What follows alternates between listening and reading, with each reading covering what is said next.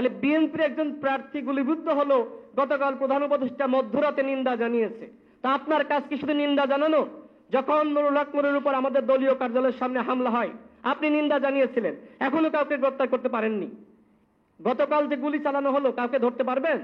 তাহলে আপনি বলছেন যে সুষ্ঠু নির্বাচন করবেন, এটা কি সুষ্ঠু নির্বাচনের আলামত?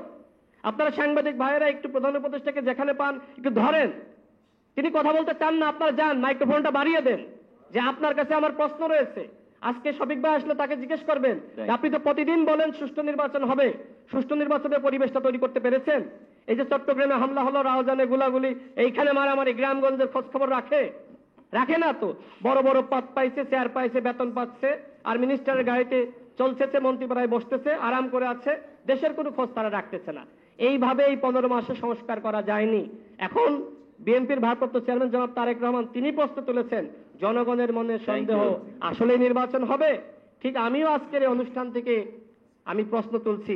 সরকার কথা বলছে, প্রতিদিন বলছে যথাসময়ে নির্বাচন হবে, কিন্তু আমার কাছে মনে হচ্ছে সর্বশেষ ঐক্যমত কমিশনের যে ধরনের আচরণ, যে ধরনের প্রতারণা দেখলাম, তারা আজকে আমাদের মধ্যে মারামারি লাগিয়ে দিয়েছে। শেষ করে দিই, আমাদের মধ্যে মারামারি লাগিয়ে দিয়েছে। দলগুলো বসো, 7 দিনের আলটিমেটাম দেওয়া হলো। তো আমরা যদি দলগুলো বসবো, আলোচনা করবো, আপনাদের কাজটা কি? পদত্যাগ করেন, আমাদের কাছে ক্ষমতা ছেড়ে দেন। আমরা তো ঐক্যমতে আসতে পারি নাই, দায়িত্ব ছিল আপনারা সিদ্ধান্ত নিতে পারেন নাই। আপনারা নির্বাচন আদৌ করবেন, নাকি আমাদের মধ্যে মারামারি লাগিয়ে আরেকটি 1-11 সৃষ্টি করে আবার হাসিনাকে ফিরিয়ে আনবেন? সেই সন্দেহ সংশয় পোষণ করে আমার বক্তব্য শেষ করছি। আসসালামু আলাইকুম।